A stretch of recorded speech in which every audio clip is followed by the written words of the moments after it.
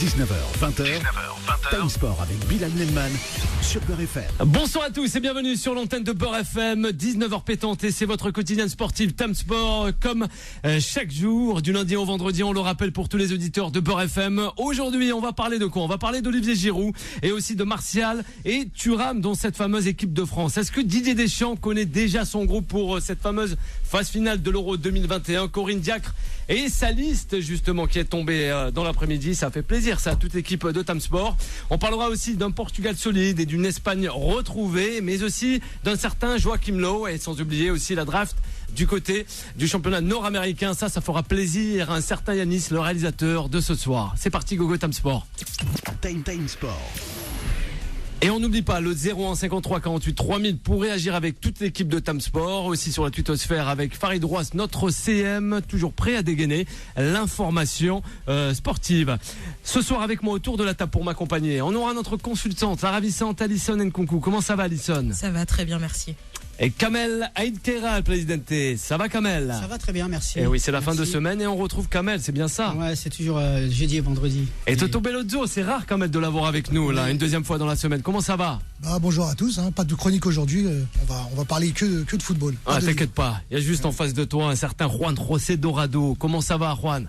Muy bien, buenas tardes a todos. Il s'appelle Toto, pas Copa. Ah, elle a... C'était Copa. Tu confonds ses projets et son nom. Ah d'accord, ça doit être ça. C'est ça. Et c'est Mourad, voilà, cette voix, on la reconnaît maintenant, hein, sur l'antenne de Beurre FM. Comment ça va, Mourad? Il était avec nous hier. Bah oui, j'espère d'être là autant que se faire se peut, mais bon. Il a été recalé, donc il est invité encore aujourd'hui. Oui. Et Achille est avec nous ce soir. Il y a une grosse équipe là, Achille, ce soir. Hein. Ouh là là là là. Bonsoir à tous. Ça va, Achille? J'espère que vous allez bien. Ouais, ça va? Bonne fin de semaine, tout ça. Une belle équipe. Ça, c'est cool. Alors, on va parler, Achille, de l'équipe de France. C'est parti. Time Sport, le ras-le-bol. Eh oui, justement, Mourad, Achille, j'aimerais vous entendre concernant Olivier Giroud. A-t-il fait taire Didier Deschamps avec son match face à la Suède? Ça fait déjà sursauter. Oui. Pourquoi tu dis Mourad et Achille et tu dis pas moi? Parce que je vais commencer par eux. Kamel, on va commencer par eux. Ne t'inquiète pas, Kamel. Alors Achille, Mourad. Mais ne t'inquiète pas, Kamel. Je vais arriver à toi. La pyramide des âges. C'est quoi la pyramide? Elle est à l'envers là. Je sais que t'es tout en haut. Alors, messieurs. Non, il n'a rien fait taire du tout. C'est équivalent. Le mec, concrètement, même s'il joue pas, il peut arriver en jean, en tongs, ou je sais pas, mais en tenue de plage, il jouera. Donc concrètement, il a juste essayé de le titiller un peu, histoire de dire que bon, t'as vu, il y a Martial, ouais. Fais quand même un petit peu attention, mais bon, hein. Fais semblant. Voilà, fais semblant que, à croire que apparemment, peut-être que le contrat de Giroud à Chelsea se termine quand? Je crois que c'est dans moins d'un an, je crois. Et l'intérêt, voilà, c'est peut-être ça. qu'il anticipe, tu sais, il anticipe peut-être le... Lyon et Marseille sont intéressés par Olivier Giroud. Ouais. Mais c'est pas le même salaire qu'il va lui verser à Deschamps. Pour le coup, quoi. Son agent vient de déclarer Chelsea à Lyon, Marseille, c'est pas la même chose. Ouais, en plus son agent vient de déclarer que la France était hors sujet. Pour rebondir sur ce que dit Achille. Ouais. Deschamps, il a toujours été dans le sens d'Olivier Giroud. On se rappelle, lorsqu'il a quitté Arsenal, c'est Didier Deschamps qui lui a conseillé d'aller à Chelsea parce qu'il était mis en concurrence à l'époque par Lacazette et Aubameyang. Donc Deschamps va toujours dans le sens de Giroud et Giroud lui rend bien pareil. Donc on lui demande d'être efficace en équipe de France. Et il y répond toujours présent, donc c'est tout à son honneur. Ouais, c'est bien d'être présent dans un match voilà, qui n'a aucun intérêt. Hein.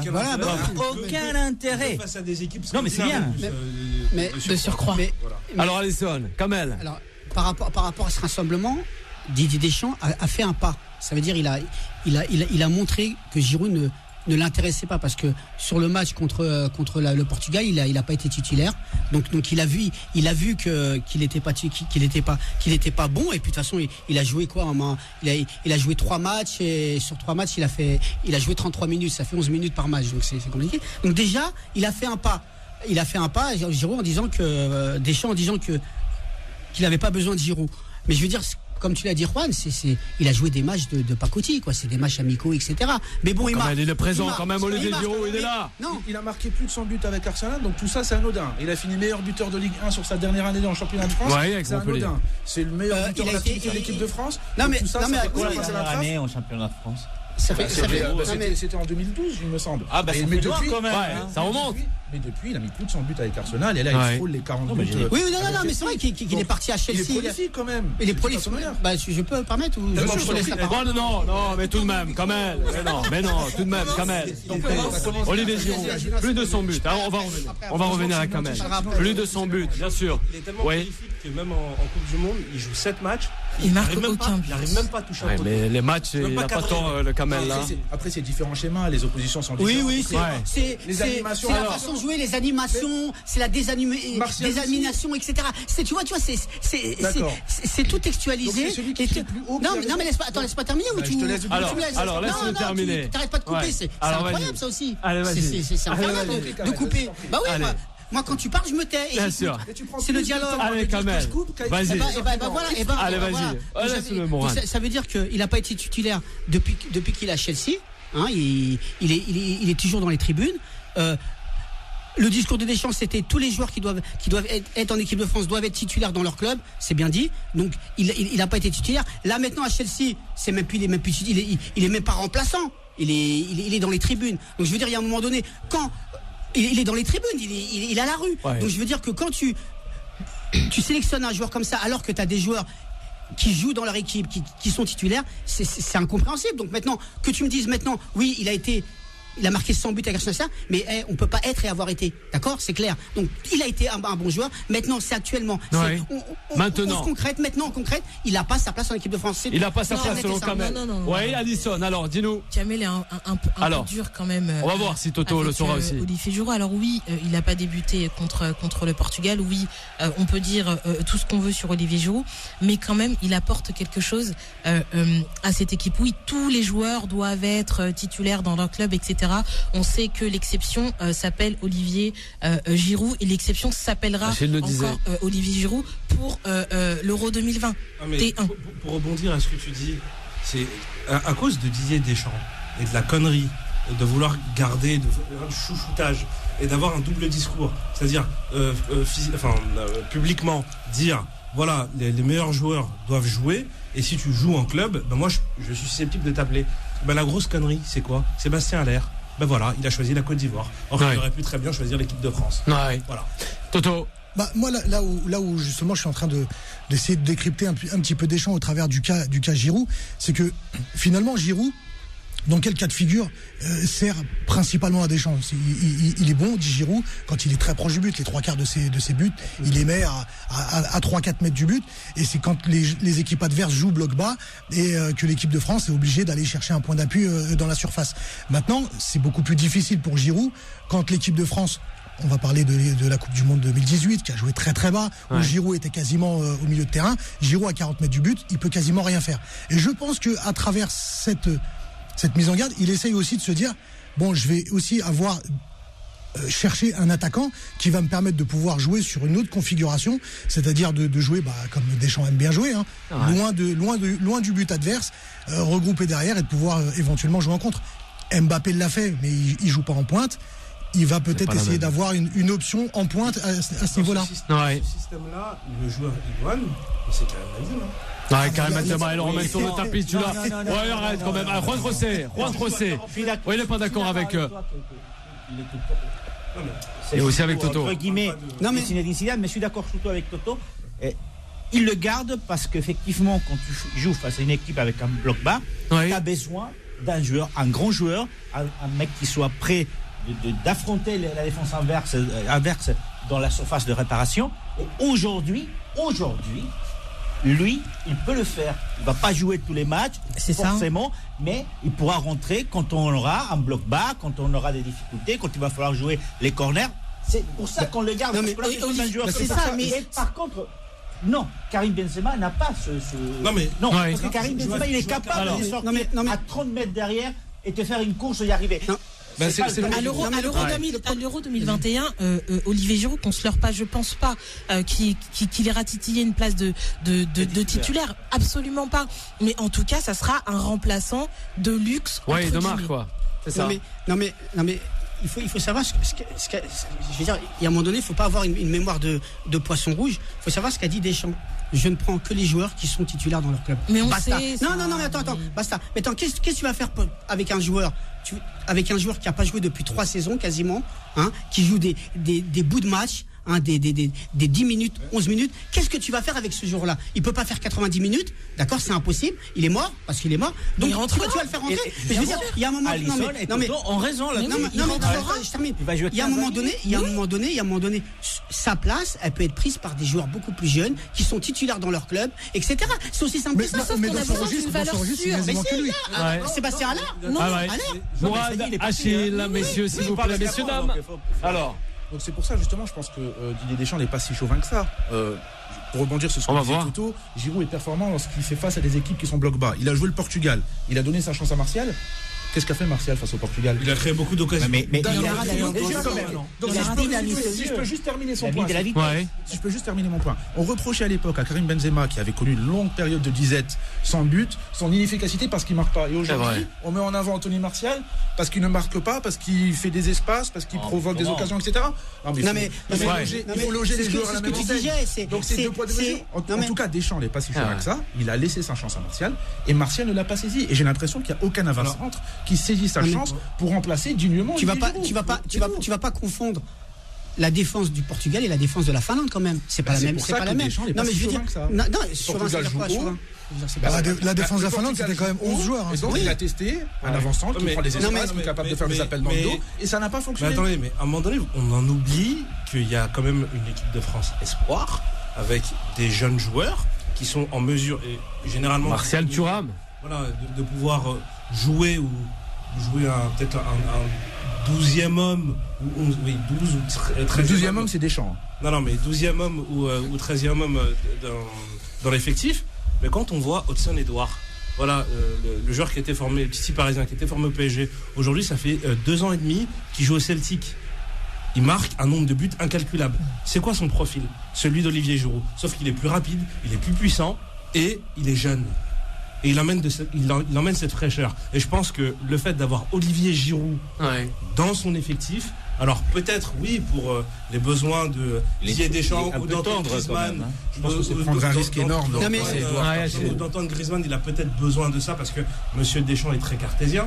Mais à un moment donné, si tu prends pas de risque, eh ben t'avances pas. Mais tu t'es répondu toi-même, Achille. Didier Deschamps est très cardi. Je suis absolument d'accord avec ce que tu dis. Mais justement, ce que tu dis, c'est ce qu'on reproche à Deschamps, de ne pas prendre de risques, de ne pas injecter du sang neuf dans cette équipe, de ne pas injecter, quand je dis du sang neuf, c'est-à-dire de jeunes joueurs, ou même au-delà de jeunes joueurs, c'est des Lacazette, des joueurs qui sont performants aussi en club, mais ils leur donnent pas forcément la chance. Et pourquoi il se terre avec Olivier Giroud, c'est que malheureusement dans une grande compétition, on a besoin de certitude, c'est-à-dire on a besoin de joueurs qui sont déjà installé depuis un temps. Prendre un jeune joueur, ça serait beaucoup trop de risques pour une compétition comme l'Euro. Alors Kamel, moi, j'ai regardé les matchs, ça m'a un peu saoulé, mais bon, je l'ai fait parce que je pensais être ici. Mais Thuram, il peut jouer la place de Giroud. Il peut. Si, attends, quand il était à Guingamp, il a joué en numéro 9. Il a joué non mais je veux dire, vous avez pas vu beaucoup de matchs. Moi j'en ai vu beaucoup de matchs de Guingamp parce que je m'intéresse beaucoup. Non mais attendez, laisse-le terminer, on va à la Ligue 1 Uber Eats, même si je la critique. On sait que t'es un proche de Le Gret, Kamel, c'est pour ça que tu regardes. Ouais.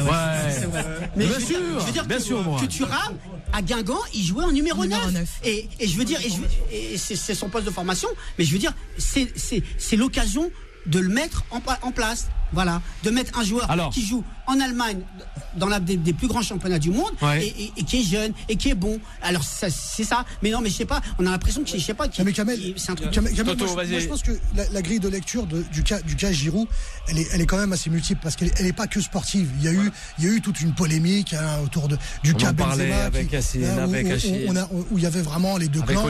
Ça a fini en histoire de pro Benzema, anti Giroud, pro Giroud, anti Benzema. Et finalement, Deschamps, il a été pris un petit peu là-dedans et quelque part, il a voulu aussi montrer à un moment donné que c'était lui qui décidait. Et il a maintenu Giroud en place. Et cette posture, elle a fait que pendant longtemps, Giroud, on a eu l'impression, d'un point de vue des spectateurs, que Giroud était protégé par Deschamps. Il y en a qui se disent aux enjeux aussi. Mais finalement, Deschamps s'est laissé griser aussi c'était le premier à s'être fait griser par le fait de gagner. Ouais. Quand tu gagnes avec un groupe, avec un joueur que t'as soutenu, et contre qui on t'a fait des reproches par rapport à une certaine polémique, bah t'as une tendance à te dire et pourquoi je l'enlèverais puisque ça marche, tu vois. C'est un peu comme ça vu Deschamps. Rapidement quand même, parce que j'aimerais avoir j'aimerais bien dire que Deschamps, au-delà de ce qu'il fait, et je suis pas d'accord, ça a été le seul à protéger Benzema quand Benzema ne marquait pas en équipe de France. Exactement. Tu fais bien de le rappeler. C'est exactement le dire. Il faut être objectif. C'était le seul à le protéger. Il l'a mis titulaire et c'était le seul à le protéger. Donc voilà. Donc lui, il est 1000 minutes. Bon, dans l'écoute avec Achille.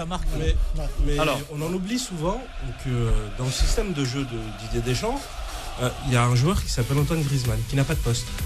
Entre guillemets. C'est un joueur qui, depuis qu'il a quitté la tête sur Madrid. Sur l'attaquant. Non, c'est pas un attaquant. Sur le côté. C'est un joueur qui n'a plus de poste. C'est un factotum du football. C'est ça. Et en l'occurrence, le fait d'avoir Olivier Giroud, je pense que ça sert beaucoup plus Antoine Griezmann qu'autre chose. Allez, on termine avec toi. Complémentarité, je pense. Après. Reste à voir, Achille. C'est pas mon choix. On suivra ça de près. Mourad. Pour rebondir sur ce que dit Achille, je pense qu'il est en adéquation avec ce qu'avait dit Benzema sur les réseaux sociaux pendant le premier confinement. Il avait dit que le fait d'avoir Olivier Giroud, ça libérait les postes déliés, en l'occurrence Kylian Mbappé et Antoine Griezmann. Pour rebondir sur Soli Kamel par rapport à Marcus Thuram, clairement, on voit aujourd'hui que son profil a évolué. C'est plus du tout un avant-centre. On le voit de par ses déplacements, on le voit de par sa technique qui est utilisée sur le côté, mais on le voit par rapport à ses déchets devant le but. Est-ce que vous vous souvenez du match face à la France, le nombre de déchets de tir à 3 points? Messieurs, justement, on va revenir après la première pause. Désolé, Mourad, on reparlera aussi de cette équipe de France et aussi de Didier Deschamps. N'oubliez pas le numéro du standard, le 01 53 48 3000 à de suite. Time Sport revient dans un instant. Beurre FM, 19h-20h. Time Sport avec Bilal Nenman. Et oui, de retour sur l'antenne de Beurre FM, toujours en live jusqu'à 20h, en compagnie d'Alison, de Kamel, Presidente, de Juan José, d'Achille, qui est avec nous ce soir, Toto Bellozzo et sans oublier Mourad. On a parlé en ce début d'émission de l'équipe de France avec Olivier Giroud. On va s'attarder cette fois-ci sur l'homme, le sélectionneur Didier Deschamps. Time Sport. Eh oui, Juan José, est-ce que Deschamps, justement, connaît déjà son groupe pour la phase finale de l'Euro 2021? Il connaît son groupe à 90% depuis 2016. 95. Et l'Euro en France. C'est pratiquement le même groupe. Ça, c'est la réalité. Il va aller avec ce groupe jusqu'à la catastrophe. C'est l'Espagne. C'est l'Espagne des 2012 qui gagne la Coupe d'Europe. Allez, d'accord, qui continue à amener au Brésil la même équipe et qui est éliminée lors des premiers matchs. Qui est vraiment humilié par les Pays-Bas, humilié par le Chili. C'est l'équipe de France 98 qui s'est fait sortir lors du premier tour en 2002. Par le Sénégal. C'est une équipe vieillissante, cette équipe de France. Juste un exemple. À chacun ses problèmes. Mais du côté de l'équipe d'Espagne, forcément, Luis Enrique a fait débuter 19 joueurs. 19 joueurs. Il est en train de préparer une équipe pour 2022, voire 2026. Mais surtout pour 2022. Mais et la France, elle prépare quoi aujourd'hui? Elle prépare quoi? L'augmentation de qui? De l'équipe de France 2018? De l'équipe de France 2016? Non, il n'y aura pas de surprises, hormis celle qu'on nous amène parce qu'il y a des blessés. C'est une surprise.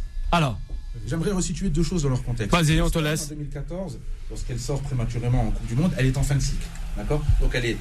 Je crois qu'ils sont plus de la trentaine, ils sont en fin de cycle. L'équipe de France actuelle, ils ont gagné la Coupe du Monde 2018 alors qu'ils étaient très tôt en fait en termes d'âge, ils étaient déjà très jeunes et donc le cycle, l'histoire ne demande qu'à continuer. Concernant l'équipe de France de 98 à 2002, en 2002, il faut savoir que Zinedine Zidane et Robert Pires, il me semble, étaient blessés. Donc là, ce serait scénario équivalent. L'équipe de France actuelle, imaginez une équipe de France sans Mbappé et N'Golo Kanté. Et Giroud aussi. Voilà, et N'Golo Kanté. Zidane et Pires, N'Golo Kanté et Kylian Mbappé. C'est totalement un scénario différent. On n'est pas du tout dans la même optique. Moi, je reste assez optimiste pour l'équipe de France. Ah ben, il est optimiste. Tout comme Achille. Non, pessimiste, Achille. Non, moi, je suis pas pessimiste. Non? Ok. avec Didier Deschamps, il y a très peu de changements. Le changement, il a eu lieu à partir du moment où il a eu un sourire ultra bright. Si vous voyez ce que je veux dire. C'est le changement. Oh, quand même, Achille. C'est le gros changement qu'on aura avec Didier Deschamps. Il a trouvé un orthodontiste, c'est ça? Lui ou la fédération, peu importe. Mais quand même, arrête quand même. Non, mais je crois qu'ils ont une dent contre lui là. Mais là, attends. Bon, tu coupes tous les micros, tu laisses que celui d'Alisson et c'est bon. À un moment donné, il a une Ferrari. En fait, il a une Ferrari parce que l'équipe de France, c'est un des pays, ou si ce n'est peut-être le pays avec le Brésil, où il y a le plus de talent. Un vivier incroyable. C'est un vivier incroyable. C'est-à-dire que peu importe la configuration, peu importe le système, tu peux t'en sortir parce que tu as des joueurs qui sont capables. Et d'autant plus qu'on n'en parle pas assez, mais la formation française qui est faite dans nos clubs français est très très très appréciée de tous les championnats dans le monde entier. Une des meilleures au monde. Pour la bonne et simple raison, c'est que les joueurs français, quand ils arrivent en fin de formation, ils s'adaptent à tous les systèmes de jeu, tous les profils, et peu importe la philosophie du coach. Je pense que Didier Deschamps est peut-être devenu trop has-been pour une équipe aussi jeune qui a besoin, c'est très grave ce que je vais dire, mais peut-être d'un Thomas Tuchel dans l'idée, c'est-à-dire tenter des choses. Là, tu t'embarques dans des choses. Alors, ce qu'il faut reconnaître à Deschamps, c'est que voilà, il reste droit dans ses bottes, quels que soient les trucs. Moi, j'ai vu le match contre le Portugal. L'équipe de France m'a beaucoup étonné parce qu'il les a vraiment relancés. Non, je pense, comme tu disais, c'est plus qu'un marabout, Didier Deschamps. Je pense que l'Euro, il peut le gagner. Il va le gagner sûrement. Parce que c'est plus qu'un marabout. Je ne sais pas ce qu'ils ont les joueurs de l'équipe de France. À la différence de l'équipe de France féminine qui viennent en pleurant, eux, quand ils viennent à Clairefontaine, ils sont reboostés, etc. Donc je pense non. Maintenant, il va falloir qu'après cet Euro 2021, il va falloir qu'il change. C'est-à-dire qu'il va falloir qu'il commence à intégrer des vrais joueurs et pas que sur les matchs. Il ne fera pas. Mais le problème, c'est qu'il y a 22 derrière. Tu ne peux pas commencer à changer ton équipe en 2021 quand tu as un mondial en 2022. Ouais, Non, je suis tout à fait d'accord. Sur un an, injecter des changements majeurs, c'est quand même compliqué. Si, tu peux. Non, pas du tout. Déjà, de toute façon, comme l'a dit Achille, c'est quelqu'un de très cartésien. Il a trouvé la formule magique, qui est la formule gagnante, et il la gardera jusqu'à épuisement. Mais pas en termes de composition. Il va l'essorer, cette équipe. C'est-à-dire qu'il va aller jusqu'au bout, jusqu'à ce que ça ne fonctionne plus. Là, pour l'Euro 2021, on n'aura aucune surprise. Là, il y aura Kamavinga qui va intégrer les Bleus. Il y aura Thuram qui va intégrer les Bleus. Sinon, c'est tout. Je pense que le seul reproche, à moins de grosses blessures dans l'effectif, là peut-être que les cartes pourront être redistribuées, mais sinon il va faire du défense. Sur ça, Moi, je suis absolument pas. Alors, par rapport à ce qui est dit là, je vais un peu réitérer ce que j'ai dit sur cette même antenne il y a 2 jours. Pour moi, justement, je ne vois pas où vous voyez de la stabilité dans cette équipe, où vous voyez une ossature. Moi, je sais pas. Sur les côtés, c'est qui? C'est Coman, c'est pas Coman, c'est Dembélé, c'est pas Dembélé. Il y a que sur certains postes où clairement, voilà, on a des joueurs qui ne bougent pas. Les Mbappé. Non, mais ce que je veux dire par là, c'est que finalement, voilà, le milieu de terrain, il n'a pas dit son nom. Kamavinga qui va arriver. Quand tu es là. Le 11 de l'équipe de France. Là, je te le donne tout de suite. Le 11 de l'équipe de France. Maurice dans les buts. Là, ça va être Kipembe, Varane. Je vais prendre un café. Hernandez. T'as Kanté, Pogba. Avec éventuellement Rabiot. Rabiot s'il se blesse pas. Griezmann derrière. Tu remplaces Matuidi par Rabiot. Giroud. Et Kylian Mbappé. Voilà. Regarde, je peux être d'accord avec la composition que tu viens de donner. Maintenant, tu nous parles du futur. Moi, je te parle de ce qu'on a vu de l'équipe de France jusqu'à aujourd'hui.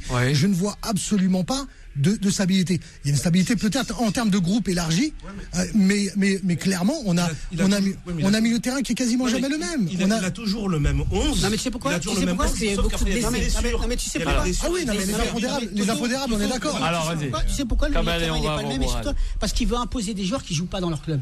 Les Pogba, les Giroud, etc. Donc il essaye de manipuler, etc. De manier l'opinion publique. C'est-à-dire que il veut intégrer un joueur comme Pogba qui est à la rue et qui est pas bon, donc il veut l'intégrer, etc. Le seul joueur qui va être super titulaire, c'est Giroud. Pourquoi? Parce qu'il sera pas blessé, parce qu'il joue pas. Donc voilà. Là, et il faut pas qu'il attrape le Covid. Mourad et il sera super titulaire. C'est vrai quand même. Au-delà de ça, il y a quand même une ossature. Le milieu de terrain a beaucoup bougé ces derniers temps parce qu'il y avait des blessures. N'Golo Kanté qui a été blessé très longtemps avec son club. On a Paul Pogba aussi qui a été blessé très longtemps, qui ne jouait plus, avait des pépins physiques. C'est pour ça que ça a bougé. Mais si ces joueurs-là viennent avant l'Euro en forme, sans blessure quelconque, sans gêne aucune, ils seront titulaires. Et Achille a donné le 11 de départ et ça sera à 99,9%. Merci Alison. Celui-là. Avant de terminer sur l'équipe de France et Didier Deschamps, on aura aussi Kevin qui nous appelle depuis Metz. On t'écoute.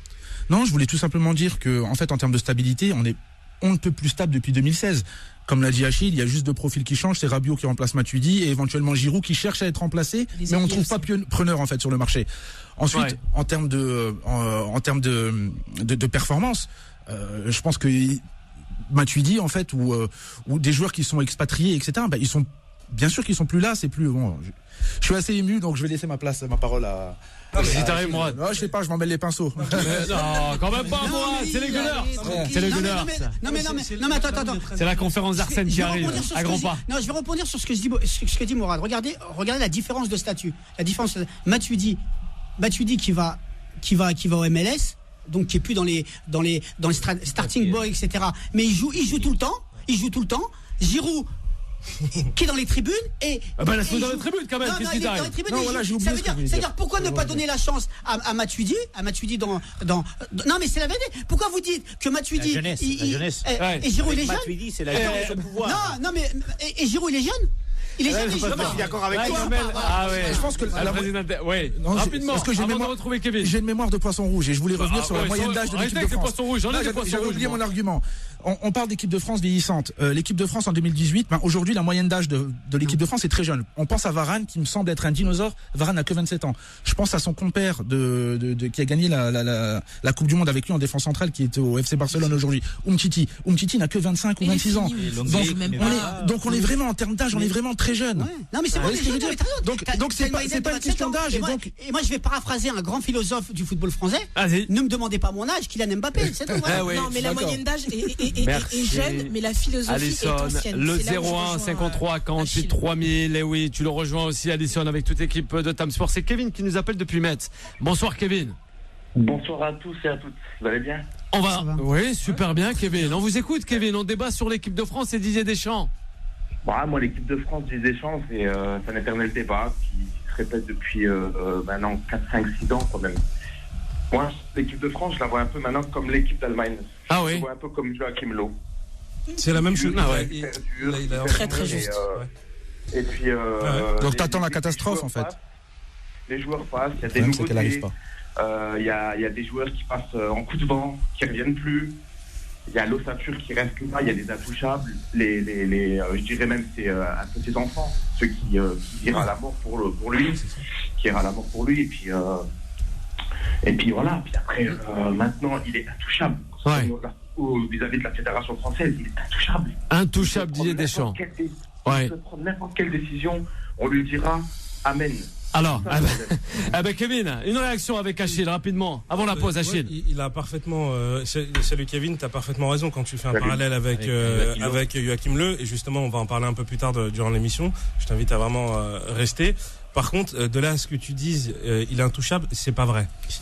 Il est intouchable tant que Noël Le Graët est présent. Sauf que là, dans 3 mois, il y a des élections. Et on sait pas si l'état de santé mental et physique. Le Graët est président actuellement. Voilà, mental et physique. Noël Le Graët va pouvoir se représenter et espérer conserver un petit peu. Si Noël Le Graët n'est pas réélu, c'est le coach Tollet qui nous le dit. Kevin, je suis d'accord avec toi. Il est intouchable. Pourquoi? Parce que ses résultats parlent pour lui. Quel que soit le président, normalement, tu dois avoir un sélectionneur comme ça. Quel que soit le président. Et je vais dire, parce que ils perdent contre la Finlande, c'est un match banal, amical.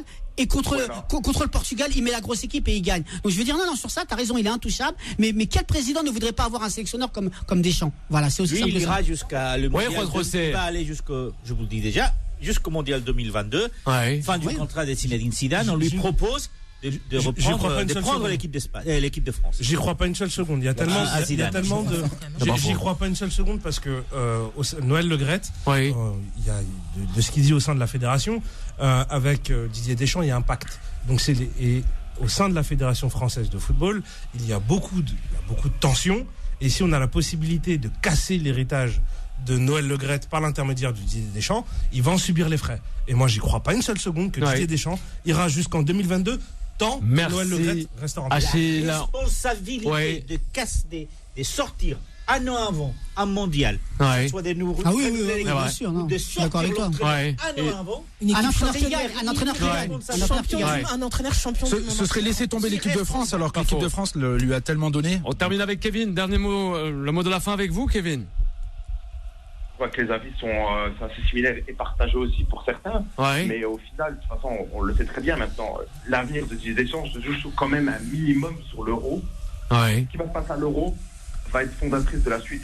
C'est pas faux. Et maintenant, je pense que même Deschamps, il mérite quand même son libre arbitre de même pouvoir partir la tête haute, parce que je le vois mal, même par un autre président, se faire virer comme un match propre. Et ça, il peut pas lui faire ça. Il a ramené la deuxième étoile, il était pas présent dans la première étoile. C'est pour ça que le moins touchable, c'est par rapport à son statut, par rapport à ce qu'il a rapporté à l'équipe de France en tant que joueur et entraîneur. Même si moi je suis pas fanatique, je suis pas fan de ses choix tactiques et stratégiques. Et même son côté humain, j'aime pas trop son côté humain, mais ça c'est autre chose. Mais voilà, je pense qu'il est quand même un peu chargé au final. Merci. Et l'Euro va jouer. Merci Kevin, depuis Metz de nous avoir appelé et d'avoir réagi, très pertinent. On va enchaîner cette émission avec justement le sujet suivant concernant l'équipe de France féminine. Time Sport, la victoire. Et oui, là aussi, Alison, malgré ses critiques contre la sélectionneuse Corinne Diacre, Kamel, la capitaine Amandine Henry, rappelée en équipe de France, que dire, messieurs, dames? Corinne Diacre, elle avalé beaucoup de couleuvres. Elle avait peur parce que quand vous voyez l'interview d'Amandine Henry et juste après sur Canal+, vous voyez l'interview de Le Graët, il lui a mis la pression, il a dit j'attends, je veux voir la liste de l'équipe de France et je veux que ça soit les meilleurs. Donc je veux dire, elle a avalé beaucoup de couleuvres. Maintenant, quand elle a mis sa liste, elle a bien dit, il va y avoir la guerre. Il va y avoir la guerre entre elle et les joueuses. Elle l'a dit en filigrane. Et ça va être compliqué. Moi, je pense. Le coach Tollet l'avait dit aussi.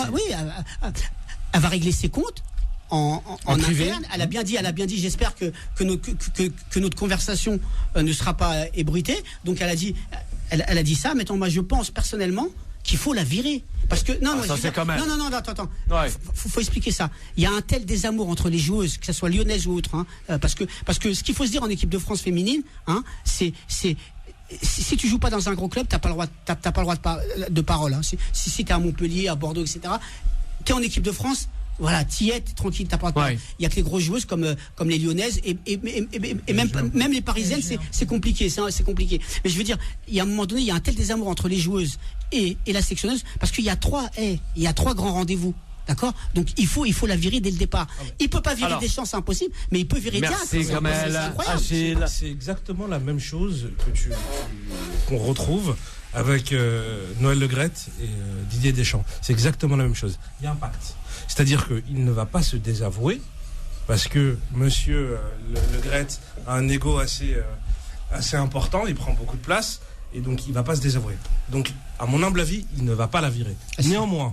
Néanmoins, là, ce qui peut se passer, c'est que du fait qu'il ait reconvoqué Amandine Henry, c'est que derrière, si les joueuses prennent la décision, malgré une potentielle discussion où on sait très bien que concrètement... Le mal est fait.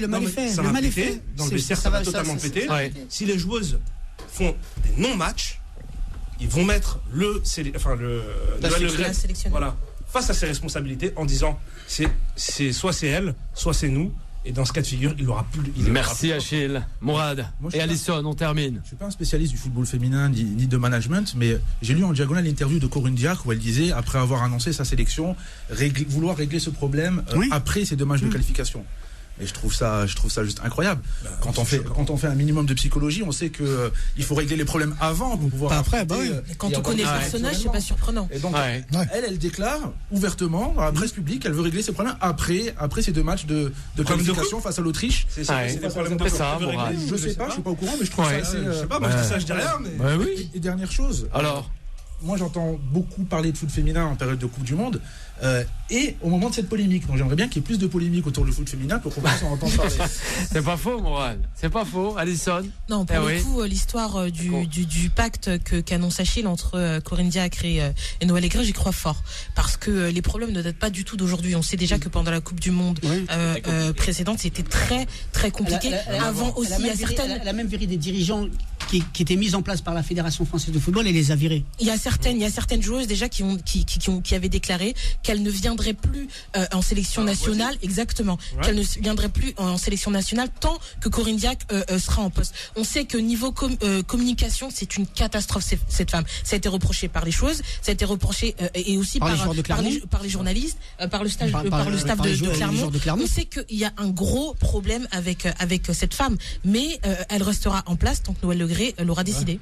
Oui, on termine. Justement, pour rebondir sur ce que tu dis, Alisson, Corinne Diacre, c'est un peu l'antithèse de Didier Deschamps, qui justement, lui, sa grande force, c'est d'arriver à fédérer des joueurs autour d'un projet. Enfin voilà, si on doit lui reconnaître quelque chose, c'est vraiment cette capacité à pouvoir créer un groupe.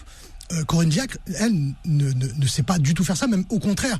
Et tu l'as à demi souligné, justement, là où elle est passée. Il y a eu quand même des gros problèmes avec les groupes qu'elle a eu entre ses mains.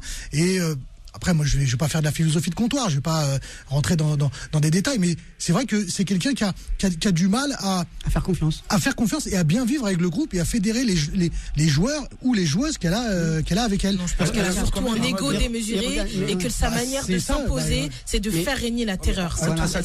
Elle arrive en mode cheval de Troie dans le football français où ça devient la première femme entraîneur, ça se dit, c'est comme ça. Entraîneur du football français à Clermont, donc elle a beaucoup à prouver. Peut-être qu'elle pense que c'est par l'autorité que va pouvoir faire passer ses idées, faire passer sa stratégie. Donc, faudra attendre, voir d'autres exemples pour voir comment un profil comme Corinne Diacre peut se comporter. Non, mais c'est concrètement, quand on voit l'héritage parce que celui qui s'est battu parmi les premiers, c'est Aimé Jacquet. Quand il a mis en place le football féminin à l'INF Clairefontaine, il a mis tout son pouvoir possible pour que le football féminin puisse arriver le plus vite possible au football, au niveau du football masculin. Malheureusement, ça ne l'est pas à cause des gens comme Corinne Diacre. Et je m'en vois extrêmement triste de tenir ce type de propos. Et je regrette vraiment beaucoup Loulou Nicolin, qui, à mon sens, aurait pu. Et il a la personnalité, il a le charisme pour aller discuter directement avec Corinne Diacre pour peut-être éviter de se retrouver dans une situation comme on l'est. Il n'y a plus de discussion à avoir. Son personnage, il est comme ça. Elle fait pas confiance parce qu'elle n'a pas confiance en elle et être avec des joueurs, avec un groupe. Non, être avec un groupe, c'est une relation de confiance. Ça veut dire. Vous donnez quelque chose et vous apprenez quelque chose. Regardez Deschamps. Pendant la Coupe du Monde, les joueurs en avaient marre d'être enfermés. Et avec Rami, ils sont allés le voir, ils lui ont demandé accorde-nous une seule sortie, une seule soirée avec nous. Ça a marché, c'est bon. Mais elle négocie rien du tout. Rami aussi, merci. Il jouait trop Rami aussi. Non, mais ça a été. Non, mais ça, on a bien compris le message quand même, oui. Mais voilà. Mais je veux dire que elle est trop rigide et elle est même psycho-rigide. Elle a un problème. Faut qu'elle aille consulter un psy. C'est un truc de fou. Kamel, tu vas trop fort. Bon, restez avec nous. Kamel va se calmer. C'est la vérité. Avec cette dernière pause, Kamel va se calmer. On n'a plus trop le temps pour revenir sur les nations européennes. À de suite. Time Sport revient dans un instant. Beurre FM, 19h-20h. Time Sport avec Bilal Nenman. Retour sur l'antenne de Beurre FM, toujours en live, la dernière partie de Time Sport du lundi au vendredi 19h-20h. Et on va s'attarder là sur les nations européennes. Time Sport, la victoire. Un Portugal solide, Mourad, et une Espagne aussi retrouvée, on le disait dans cette introduction de l'émission Time Sport, et des Allemands peut-être, sans Joachim Löw. Oui, je pense que c'est... pour moi, je pense que les voisins français soit malades, soit en convalescence. Je parle du Portugal qui pour moi est en convalescence. L'Allemagne qui est clairement malade, l'Espagne qui est en convalescence, même s'ils ont mis 6-0 en Allemagne, je pense que c'est pas encore tout à fait maîtrisé. En reconstruction, exactement. Au-dessus de convalescence, je pense. Non, après, je pense que la France est dans la meilleure position pour être favori pour cet Euro. Je vois aussi la Belgique, avec un Kevin De Bruyne brillant, un Lukaku qui confirme, ou un Hazard éventuellement s'il arrive à aller au bout de sa saison et confirmer ses attentes et justifier son prix. Je pense qu'il y a la Belgique qu'on attend, il y a aussi l'Angleterre. Même si pour moi le problème de l'Angleterre avec cette pléthorie de stars, je pense que le problème est au niveau du management avec Gareth Southgate qui m'a l'air très inexpérimenté. Donc pour faire un petit tour de l'Europe pour voir ce qui se passe autour de la France, je pense que c'est pas très stable. Je dirais très rapidement que toutes les équipes latines hors et encore même je dirais peut-être hors équipe de France sont en reconstruction, toutes, sans exception. C'est-à-dire que quand on regarde un petit peu les effectifs, que ce soit le Portugal, que ce soit l'Espagne, que ce soit l'Italie, aussi parce qu'on a souvent tendance à les oublier aussi, ils sont vraiment en reconstruction et ce sont des équipes qui vont, à mon sens, être performantes pour la Coupe du Monde 2022 et pour la finale de la Ligue des Nations. Et pourquoi pas en octobre 2021, mais en plus c'est beaucoup plus petit. Et ça va être un test vert monstre pour 2022. Ça va être paradoxalement un test beaucoup plus important, voir est-ce que l'Espagne est capable de faire, la Belgique, la France ou les Pays-Bas sont capables de faire à elles 4. L'Italie. Et l'Italie, donc ça va être vraiment quelque chose de très intéressant. Alors pour 2021, pour l'Euro, juin-juillet de l'année prochaine. L'avantage de la France, en fait, ce qu'on critique, c'est-à-dire c'est le fait d'une certaine instabilité dans l'effectif.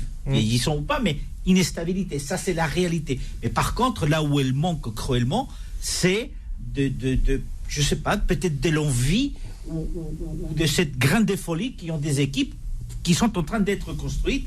Tu as parlé tout à fait, et tu as tout à fait raison, du Portugal, encore de l'Espagne, avec toute cette nouvelle génération qui est en train d'y arriver.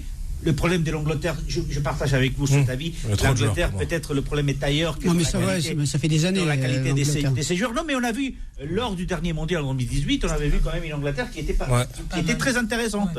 Donc, et effectivement, le grand outsider aujourd'hui, pour moi, c'est la Belgique, qui n'a pas digéré encore cette demi-finale perdue face à la France, mais qui est un vrai outsider de ce Euro et qui pourrait faire mal à cette équipe de France. Juste pour rebondir sur l'Allemagne. On va d'abord Toto et aussi. Je pense qu'il ne faudrait pas enterrer trop vite les bêtes blessées comme l'Allemagne. Je pense que des petits changements pour les faire passer à un autre niveau. Je pense au Bayern qui était à l'agonie avant Flick et qui, avec la nomination de Flick, avec aucune recrue, juste quelques petits ajustements. Oui, ça peut aller très vite avec des équipes comme l'Allemagne, c'est clair. Exactement. On connaît la suite de la saison. Avec des équipes comme l'Allemagne, ça peut aller effectivement très très vite. C'est pas des équipes qui tergiversent très longtemps avant de se renouveler, se régénérer. Maintenant, c'est clair que si on doit commencer à essayer d'entrevoir un favori pour cette compétition, il faut quand même. Enfin, je vais mettre en lumière le fait que, par exemple, en Espagne, on va avoir un Sergio Ramos qui va peut-être avoir à cœur, sur ces 2 dernières compétitions continentales, l'Euro et la Coupe du Monde 2022, d'essayer de faire quelque chose avec l'Espagne. On a Cristiano Ronaldo aussi, avec le Portugal, qui est le vainqueur sortant. Voilà, c'est des grosses têtes d'affiche qui auront vraiment à cœur de briller, sortir par la grande porte, parce que ça se transforme pas en baroud d'honneur. Mais, moi, j'estime que justement, là, on va aborder une compétition sans avoir réellement de vrais favoris. On a, comme on l'a dit, des nations qui sont en reconstruction et qui sont dans l'ombre depuis quelques temps. L'Italie et l'Angleterre. L'Italie qui n'a pas participé à la dernière Coupe du Monde et qui va avoir à cœur de revenir sur le devant de la scène. Ils sont motivés. La France qui veut continuer à exister et à être cette nation un peu dominante, parce qu'on est champion du monde. Faut le rappeler. On n'oublie pas. Et voilà, donc. Il n'y a personne qui a vraiment une vraie prédominance sur le football européen aujourd'hui. Attention quand même, parce que ces nations-là, hors équipe de France, elles ont un vivier et elles s'en servent. Le problème de l'équipe de France risque d'être les blessures et le Covid. Et toujours là, les gestes barrières aussi. Merci Achille de le rappeler sur l'antenne de Beurre FM. Kamel. Non, moi je pense qu'il ne faut pas enterrer l'Allemagne parce qu'ils ont fait un mauvais pas, mais bon, c'est compliqué. Maintenant, moi je pense que l'Italie se prépare depuis 2 ans et va faire. Mais comme tu dis, c'est bien, il n'y a pas de grand favori. Il n'y a pas, parce que demain, le Portugal peut gagner, être champion d'Europe, comme en 2016, l'Italie aussi, etc. Donc, non, je pense, la seule certitude, c'est l'équipe de France, parce que il y a une ossature, vieillissante ou pas, mais il y a une ossature. Mais je veux dire, voilà, maintenant, après, faut faire attention au Covid. C'est le Covid qui va gérer, qui va être le maître des lieux. Mais allez, on a Martin qui nous dit, Kamel, en 2002, on était favori à Lisson au mois de décembre pour le mondial. Et tu connais la suite. Ouais, c'est ça. C'est pour ça que tu perds Zidane et Robert Pires juste avant le mondial. Ouais, mais blessure. Ouais, mais il est possible. C'est pas la même chose. Non, mais c'est possible. Entre ces. Bon, à une échelle différente, Kylian Mbappé peut se péter parfaitement. Parce que n'oublions pas, il y a la Ligue des Champions, il y a le championnat. Il y a les matchs encore amicaux. Un championnat très compétitif. Non, mais tout à fait. Mais peu importe. Ne te moque pas de la Ligue des Talents. Ben justement, j'ai envie de te dire que quand on voit les attentats que les joueurs du Paris Saint-Germain ont quasiment toutes les semaines face à des joueurs qui sont d'un niveau moindre en termes de qualité technique, il y a encore plus de chances qu'ils se pètent que des joueurs qui sont beaucoup plus aguerris et qui ont pour habitude. Il y aura surtout la fatigue cette saison. De jouer comme en Angleterre. Non, l'Euro va être extrêmement compliqué parce qu'en plus, effectivement, on a tout décalé et surtout, c'est ça, ce qui manque, c'est la fatigue. D'ailleurs, vous avez remarqué le nombre de blessés après chaque match. Les infirmeries sont pleines de blessés. Et d'ici là, est-ce qu'il y a une sélection nationale qui fasse jouer un joueur testé positif et qu'après derrière, en fait, il était positif. On aura le fameux vaccin en janvier 2021, donc ça va tous nous guérir. Oui, exactement. Et tu as des pays comme l'Angleterre où tu as des Boxing Day, où il n'y a pas de lycée hivernal, où ça continue, et ça sera peut-être aussi l'occasion d'avoir du temps de jeu pour Olivier Giroud, parce que va falloir tourner. Non, je suis pas d'accord avec toi, Morad, parce que le Boxing Day, c'est souvent ce qui fait. Bah oui, ça on sait. C'est ce qui fait la différence en championnat anglais, et c'est surtout des gros matchs. Donc je pense qu'il va aller justement s'asseoir dans les tribunes pour être titulaire en équipe de France. Voilà. Il y a un contexte, il y a aussi le nombre de blessés, il y a les cas Covid. Oui. Il y a la rougeole, il y a la grippe, voilà. Non. Mais même s'il y a tout ça, il ferait jouer des moins de 21 ans à sa place. Pour revenir à la question de l'Allemagne et justement de Joachim Löw, c'est vrai qu'il a une longévité assez extraordinaire à la tête de l'équipe. 14 ans. Voilà, plus de 14 ans à la tête de l'équipe d'Allemagne. Aujourd'hui, on arrive très certainement. Alors c'est vrai que très souvent il y a des coups d'arrêt là, le 6-0, c'est un peu comme au FC Barcelone, ça remet en question beaucoup de choses et on commence à se poser la question, voilà, est-ce que Joachim Löw est pas parti un petit peu loin après 14 ans? Est-ce que il faut renouveler? La question maintenant, c'est qui? Maintenant, c'est qui serait disponible, qui pourrait reprendre cette équipe de Leipzig. Non mais voilà, je pense, oui, mais je pensais que tu posais une question. Enfin oui, non mais c'est-à-dire que finalement, enfin parce qu'il y a une hype autour des coachs allemands ces derniers temps. Autodidactes allemands, voilà, autodidactes allemands, mais il va falloir qu'ils en trouvent un. Jamais en question. Ils se remettent jamais en question. Quand ils prennent une décision, ils vont jusqu'au bout, quitte à mourir avec leur idée. Et quand on voit Tuchel, on voit aussi Joachim Löw qui prend la décision de mettre de côté les Müller et compagnie, tout le FC Hollywood, de tous les dégager. Aujourd'hui, manque de peau pour lui, il a une génération qui n'est pas au niveau de celle qu'il a pu avoir et qu'il a pu emmener jusqu'au bout. Il faut renouveler les équipes, il faut les renouveler, il faut prendre la décision. La relève. Alors là, on fera la danse. Je pense que c'est possible. Toutes les nations ne souffrent pas des mêmes problèmes. Je pense qu'il y a des nations qui souffrent d'un problème de manager, de coach, et d'autres nations qui souffrent d'un problème d'effectif. Je pense que le cas de l'Allemagne, c'est un problème de manager qui est un dictateur africain, clairement, et un problème de défense aussi. Donc c'est une Allemagne qui a un problème d'effectif, qui n'a pas de défense, qui a des joueurs offensifs exceptionnels. On a parlé de Kai Havertz, n'a pas joué contre l'Espagne, mais je pense que ce serait bien que le futur entraîneur puisse se baser autour de lui pour l'animation offensive. Mais aujourd'hui, qu'est-ce qu'on a défensivement en Espagne? Entre ces, on termine avec toi. Peut-être. Même pas. Je pense qu'il faut jamais enterrer l'Allemagne. C'est quelque chose qu'on apprend très rapidement quand on s'intéresse au foot. Exactement. On n'enterre jamais les l'Allemagne.